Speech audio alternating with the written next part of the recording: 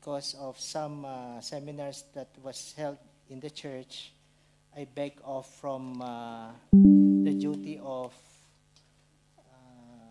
rendering a sermon.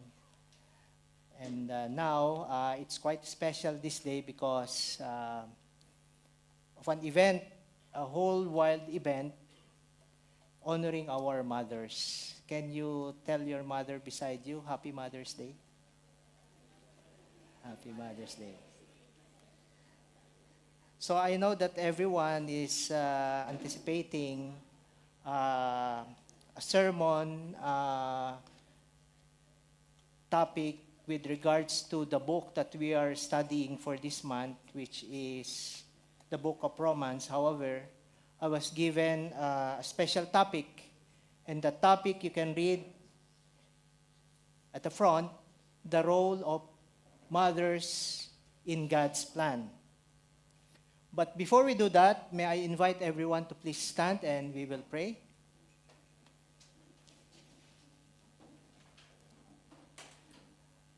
Lord Jesus, thank you very much for this morning, for you have given us breath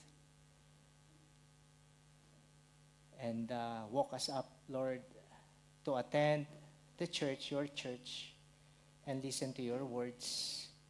But before that, Lord, just want to ask for forgiveness for all the shortcomings that we have done that has not given glory to your name. We pray, Lord, that you will cleanse us from head to foot and to put away all the worries in our minds. We know, Lord, that you are working in our lives, even though sometimes we tend to not realize it and forget, Lord, that you are sovereign in everything that is happening in our lives. And so at this moment, Lord, we just want to praise you and worship you, Lord. Be with us the whole worship service, and may you open up our minds and our hearts to the truths that you are about to impart to us. In Jesus' name we pray, amen. Let us all sit down. Okay, I will ask you to read some verses, but I wouldn't be requesting you to stand. You can read with me while you are seated on your seats, okay? So our verse for today can be found in Proverbs 31, 25 to 26. So if you have your Bibles with you, you can start opening it and reading it with me. Okay, so we will read in unison Proverbs 31, 25 to 26. Let us read. She is clothed with strength and dignity. She can laugh at the days to come. She speaks with wisdom, and faithful instructions is on her tongue. May the Lord add blessing to the reading of her words, of His words. So again, Happy Mother's Day to everyone. Mga beautiful mothers here in front, at the middle, and at the back. Okay? And so since it's Mother's Day today, as I have told you a while ago, we will veer slightly away from discussing the book of Romans.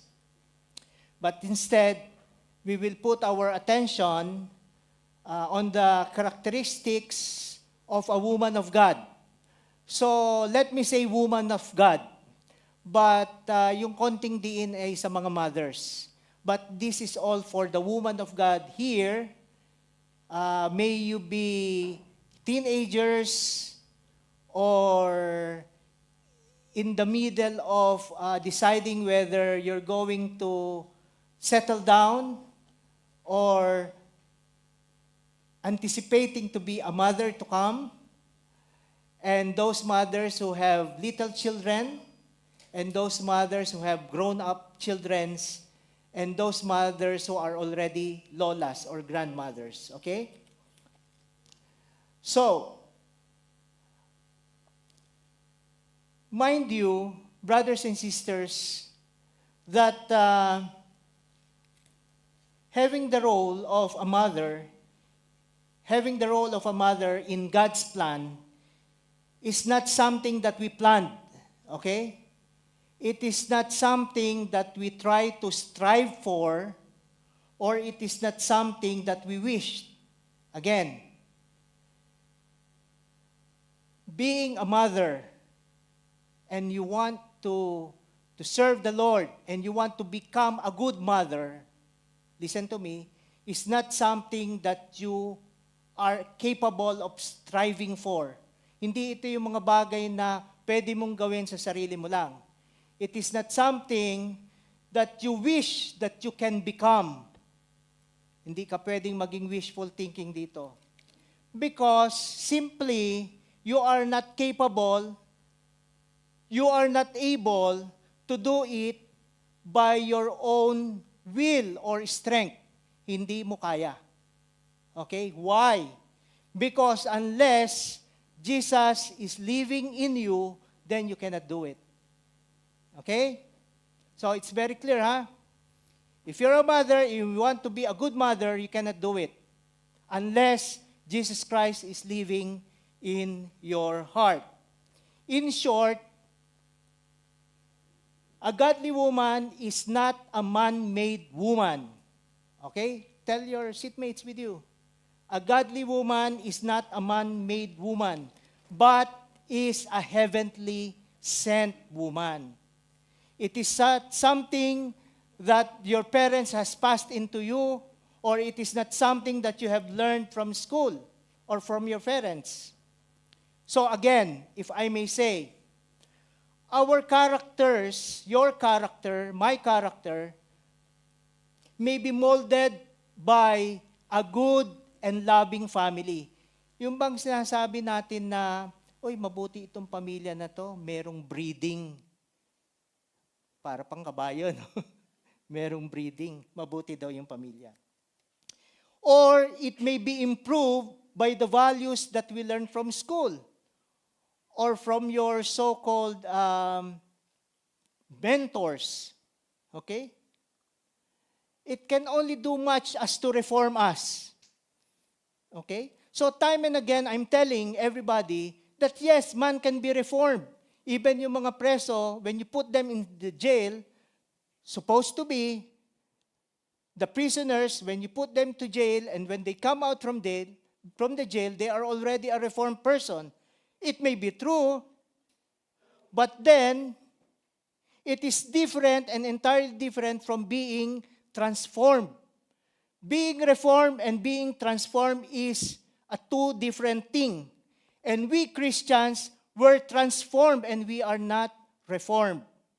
Some may have misconstrued me by saying this, but it is clear that what we need in life is not mere transformation, but is not mere reformation, but is a transformation from within. Nanggagaling ang pagbabago sa loob.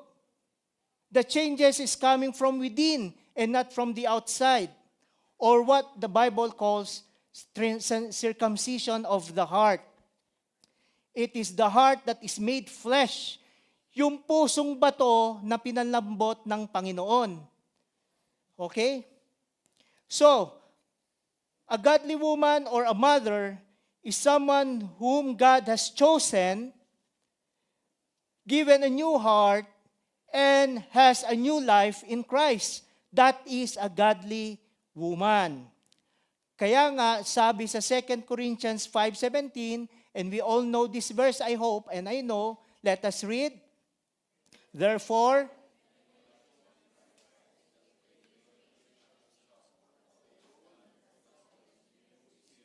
if anyone is in Christ, he is a new creation. The old has gone, wala na yung nakaraan, wala na yung luma, the new has come.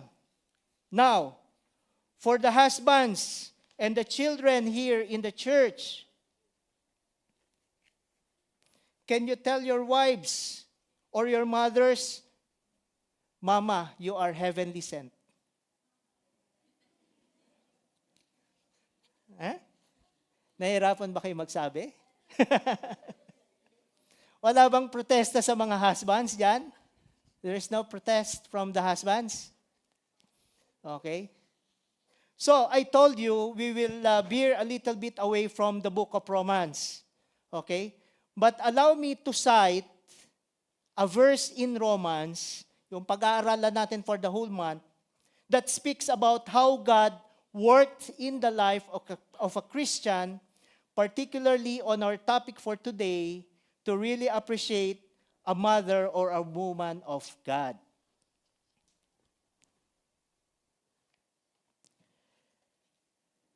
Now,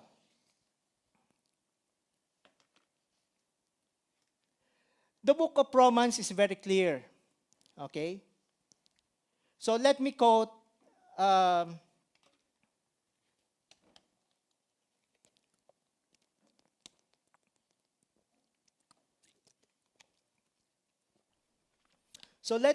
verse in the book of Romans, Romans 5:1-11. Okay? I will flash it there. But if you have your Bibles with you, you can open it as well. So, ididikit natin yung Romans 5:1-11 doon sa topic natin na Proverbs 31:25-26. Didikit natin. Why? For us to really appreciate that your mothers, the woman beside you, is really made in heaven. Okay? Yung mga nanay ninyo, the single ladies here, okay, na napaka-bless ninyo pag sila napangasawa nyo dahil sila ay made in heaven. Okay? So we will make a point by quoting Romans 5:11. Okay? Now, let us read Romans 5:1-11. Starting from verse 5, let us read. Therefore, since we have been justified through faith, we have peace with God through our Lord Jesus Christ, through whom we have gained access by faith into this grace in which we now stand, and we boast in the hope of the glory of God. Okay? Take note. We have been justified through faith. We have peace with God through our Lord Jesus Christ. Okay? Romans 5:3. Let us read. Not only so, but we also glory in our sufferings, because we know that suffering produces perseverance, perseverance character, and character hope. And hope does not put us to shame, because God's love has been poured out into our hearts through the Holy Spirit who has been given to us. Okay? So it's very, very clear, huh? We also glory in sufferings. And in these sufferings, it produces what? Perseverance. And this perseverance, it produces character. And in this character, it produces hope. And that hope does not put you into shame. Why? Because God's love has been poured out to you through the Holy Spirit who has been given to you. So your spirit before is dead. You don't have any communication or any relationship with our Lord Jesus Christ. But since you were redeemed by the Lord, He has placed His Spirit in you, kaya you are able now to do all of these things. You are able to have a new character in you. You are able now to persevere. You are able now to hope. I'm not only speaking of ladies here or mothers, but I'm speaking to everyone. You have hope in your heart because the Lord has placed His love on each and every one of us. So let us continue. Verse 6, let us read. You see, Christ died for the ungodly. Very rarely will anyone die for a righteous person, though for a good person someone might possibly dare to die. But God demonstrates His own love for us in this: while we were still sinners, Christ died for us. And verse 9, since how much more shall we be saved from the... For we were reconciled to Him through the death of His Son, how much more, having been reconciled, shall we be saved through His life? Not only is this so, but we also boast in God through our Lord Jesus Christ, through whom we have now received reconciliation. Now, there are 5 things that we can get from these verses that we have just read. So we have kind of summarized it para mas lalong dumikit. Kasi parang ang hirap pag binasa mong ganun eh. It's so pure and it's so full that we cannot really grasp the beauty of these verses at an instance. Yung pagkabasa lang na ganun, hindi natin mag-grasp. So, it's some sort of a summary, okay? So according to these verses, we have 5 things, or there are 5 things that had happened to us when we were redeemed by Christ. When you were born again, these 5 things had happened to you and to me and to all of us, and to our mothers and to the single ladies here. Okay, and what are those?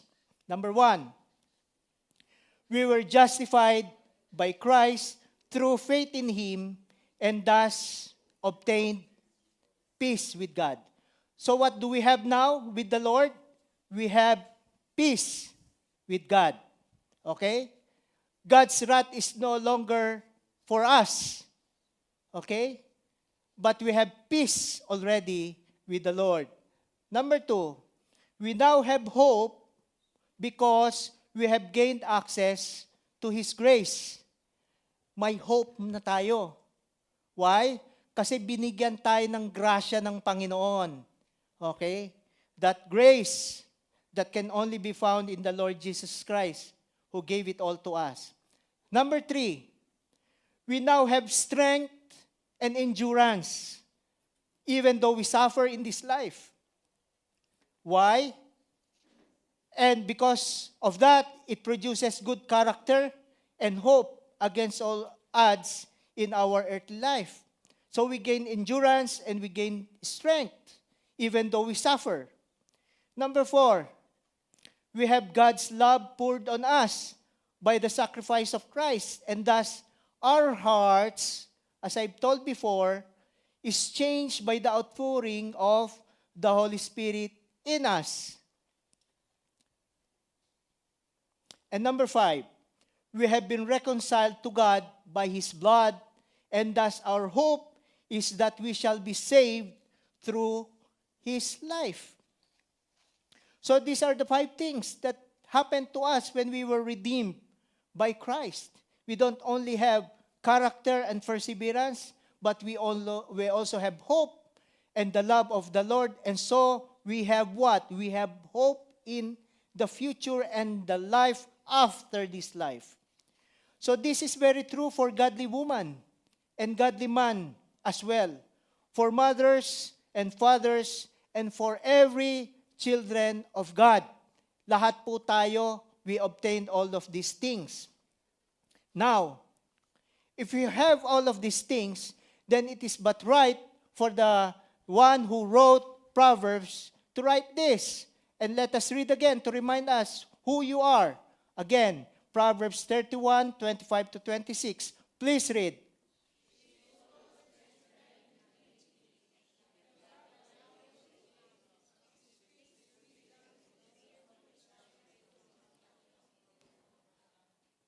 Because you were transformed, because you are a born-again Christian already, woman of God, mothers of God, you are clothed with strength. He has put dignity on your head. You can laugh at the days to come. And you speak wisdom, and you give faithful instructions coming from your tongue. Now, I'm not only talking to the mothers or to the single ladies, but I am talking to every one of us. Do we already possess this character that God wants to see in us? Are we clothed in strength, with strength and dignity? Can we laugh at the days to come? Do we speak with wisdom and faithful instructions coming from our tongue? So it is only you, but you and the Lord who can say that. Okay, so let us be honest. We will pray later on. All of us here are still under process. You are still being transformed from glory to glory. Okay, so do not be disheartened. Okay, so in this verse, there are three important characters of woman that makes her able to accomplish God's plan. Okay? God's plan in her life, that is to include her children, her husband, the community, the church that he belongs, and the world at large. Okay? So what are those?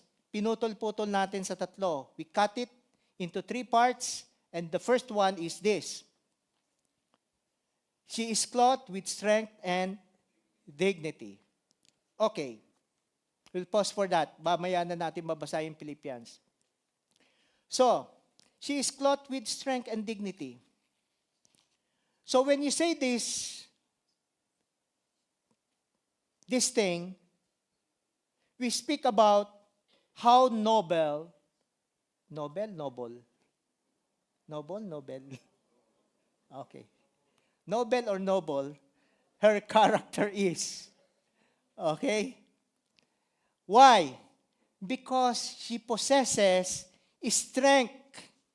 She possesses strength that emanates from within. Okay? So that strength is not coming from anywhere, but it emanates from within. Okay? Its strength, or yung strength na mayroon ng mga nanay, godly mothers of God, is not acquired through human means, but is given by the Lord Himself. That's why every mothers and even fathers and children here can say, I can do all things through Christ who strengthens me. Because it is not coming from yourself. It is coming from Christ who is strengthening us and your mothers.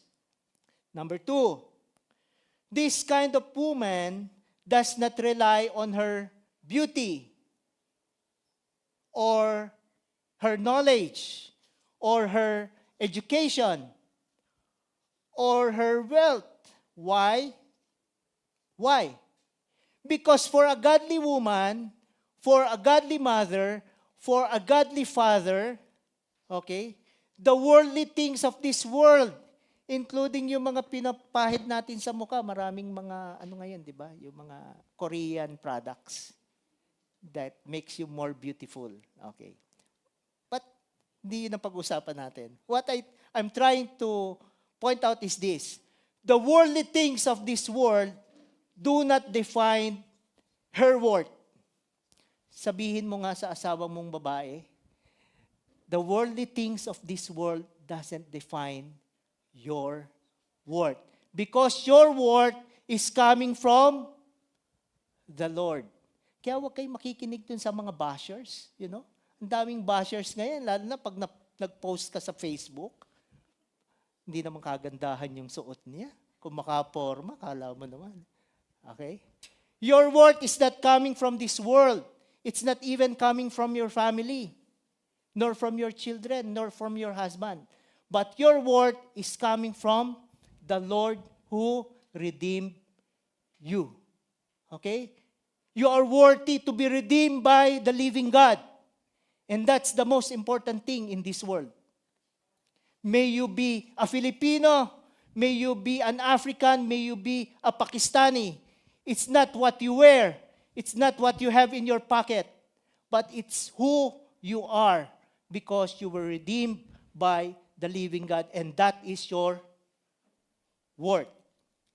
Now, kaya nga ang mga godly woman doesn't need to rely on her beauty. Hindi na niya kailangan mangakit to seek attention because it is her godly character that attracts attention towards her. Bakit ba itong babae na to parang very peaceful? Ano? Lagi na lang pag nakikita ko, naka-smile. Okay? O itong lalaki na to parang laging masaya sa buhay.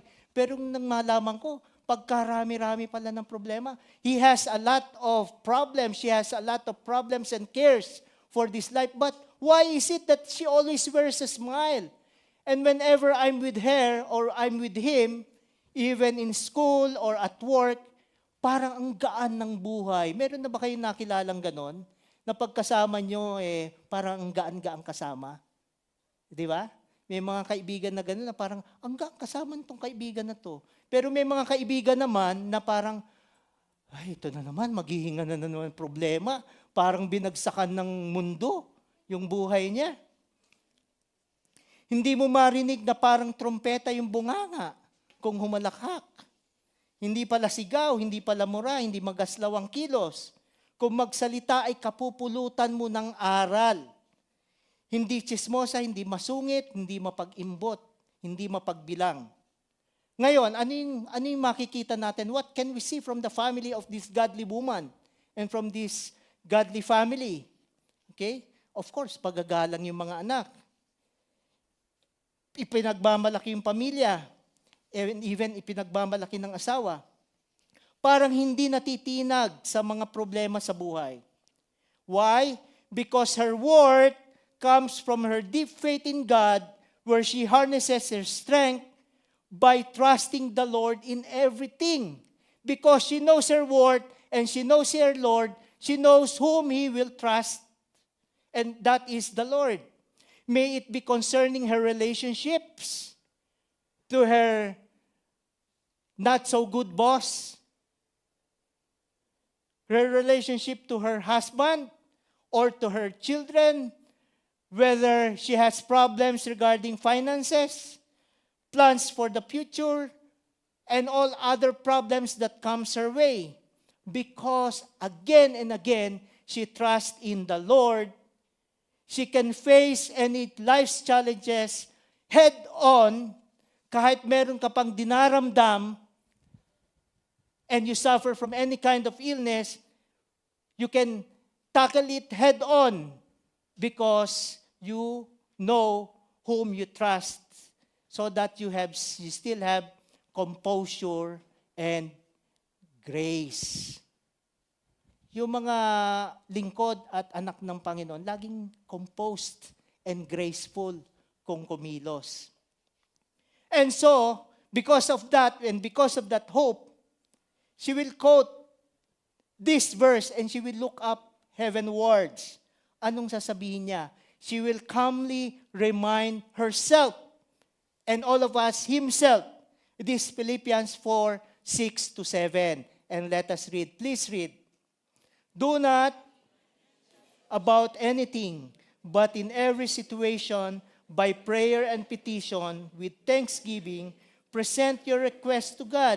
And the peace of God, which transcends all understanding, will guard your hearts and your minds in Christ Jesus. See? Kaya paglabas natin ng church, composed na tayo at saka graceful na. Okay? We will not be anxious anymore in whatever situation that we are in. So that's the first one. She is clothed with strength and with dignity. Okay? Number 2, she can laugh at the days to come.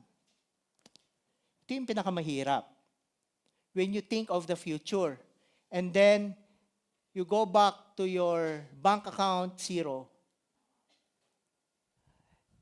You take out your wallet, mafi, kalas. Okay? And then you think of all the things that you have to pay. Okay? The reality, quote-unquote, on the ground, parang hindi reality ang ating Panginoon. Can you still laugh? Can we still laugh? Don't we worry about the future? Di ba? Maliliit pang mga anak ko eh. Meron pa akong nagka-college.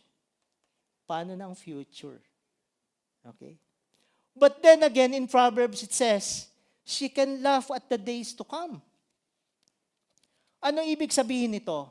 When the Lord Jesus Christ taught us to pray, ang sabi niya sa atin, dun sa prayer, the Lord's Prayer, give us this day our daily bread. So when the Lord taught us to pray, He said, don't worry about tomorrow. I will give you your bread today. Tomorrow's worries has its own. Leave it to me. I'll handle your tomorrow. Okay? So, this mother, godly mother says in Proverbs, she can laugh at the days to come. Not only does she trust the Lord in her everyday living, but looks ahead of her situation, trusting Jehovah Jireh. Okay? My God that supplies all my needs. Can you say to your partner there, my God shall supply all my needs according to His riches in glory through Christ Jesus. Okay? So, Isaiah 40:31, nandiyan na pala. Please read, church. But those who hope in the Lord will renew their strength. They will soar in wings like eagles. They will run and not grow weary. They will walk and not be faint. Hindi raw kayo hihimatayin pag nasa Panginoon kayo. Because the Lord will renew your strength. At lilipad kayo na parang mga agila. At tatakbo kayo at hindi kayo mapapagod. She can laugh at the days to come. So the woman of God is not afraid of the things to come. She is not afraid of the future, even if she cannot see the light in the horizon. Because she knows that the Lord is her Savior. She is relying on the Lord, putting her trust on Him who holds the future. Can you tell your seatmate, my God holds the future? Amen. So don't worry anymore. She does not allow worries of her life to take her peace. Do not be anxious about anything, but in everything, in prayer and supplication, present your request to God. Why? Because she finds peace in the Lord. Finds joy in the promises of God. Kaya maganda may mga memorize tayo mga verses. No? It's good that we memorize verses, because when you are already in trouble, you can recite that promises of the Lord in your head. Okay? And that will give you peace.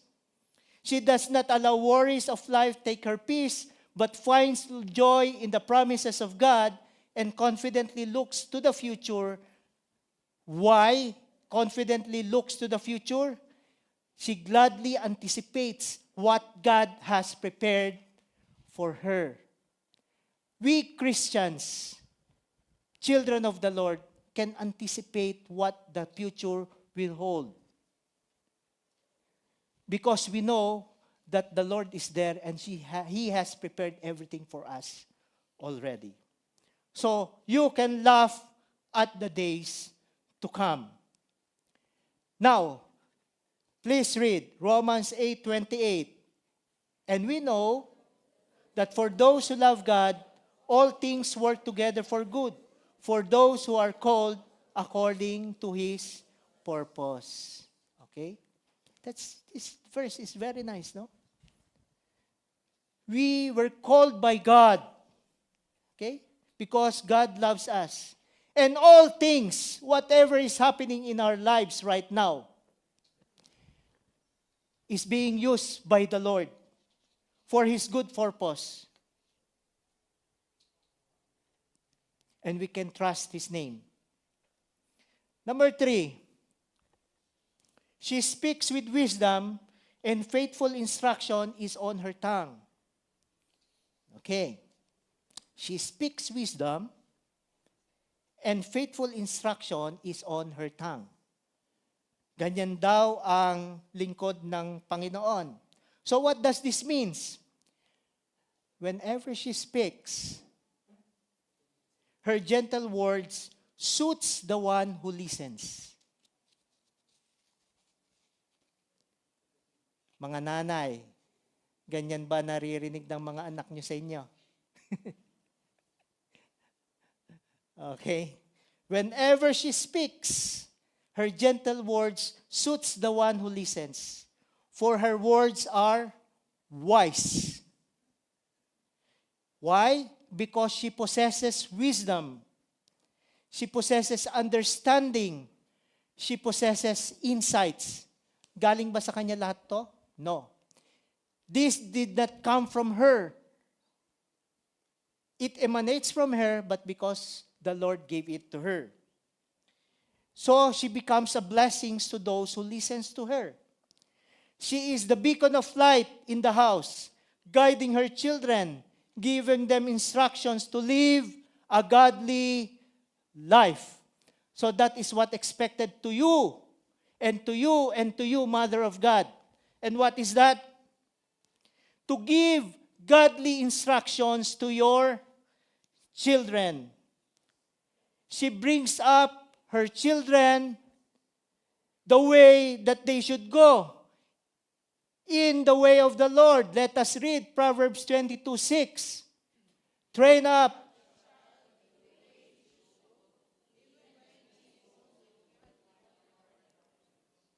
That is what mothers and fathers should be doing.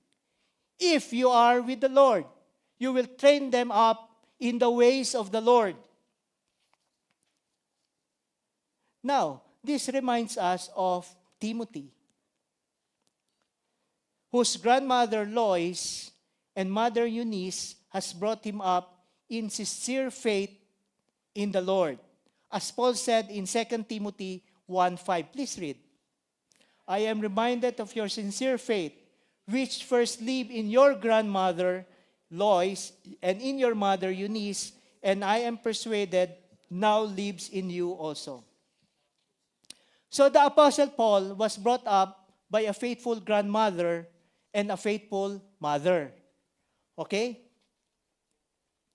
They are a woman of God that was used by the Lord to mold Timothy in the way of the Lord. And this is evident with those whom they have known, including the Apostle Paul himself. Okay, so who could have not noticed a woman who is full of faith, whose speech is wholesome and brings comfort and peace? Hindi pala away, hindi pala mapagbilang, hindi chismosa.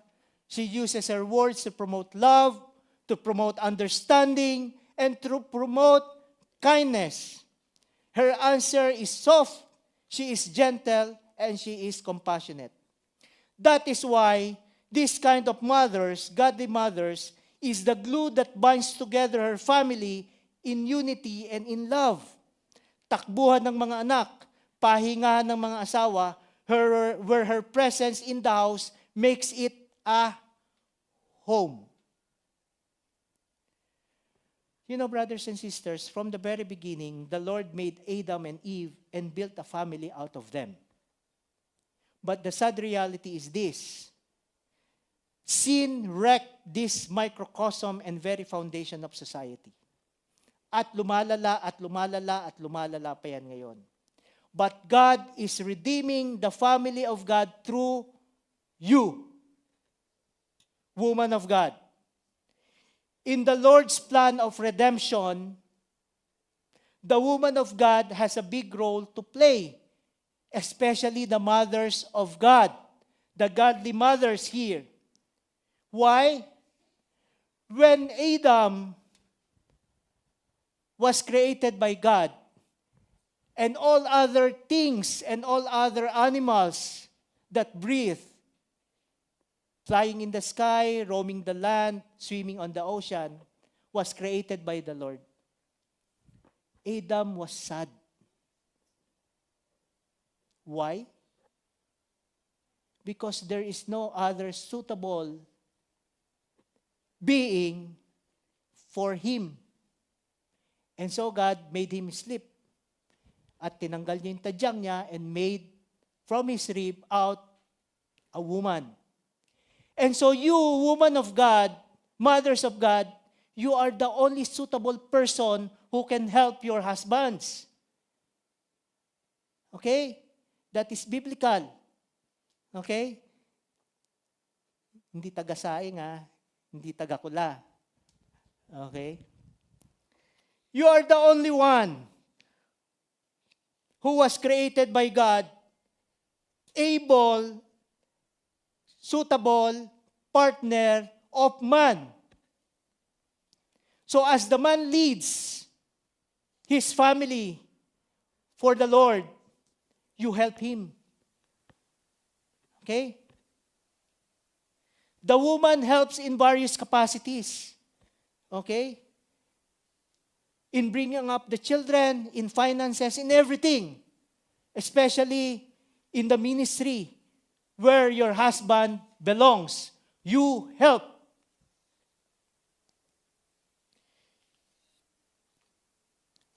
We read so many notable women in the Bible.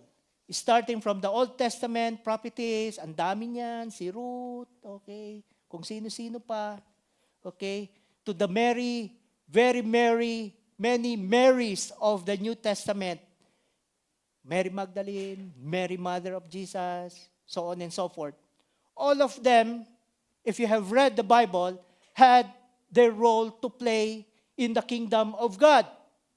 So expect, mothers, expect, women of God, that the Lord has prepared you as well, and He is working in your lives to fulfill His plan for your life, your family, and the kingdom of God. You were all been given diverse gifts and specific roles in your families, in your church, in our church. So anong gagawin natin? What do? We harness it. We use it. We enrich it for the glory of God. So in this I will end para maalala nyo. Hindi lang kayo pampamilya, kayo ay pang kingdom of God pa. Okay? So happy Mother's Day to all mothers and blessings to all the women of God here.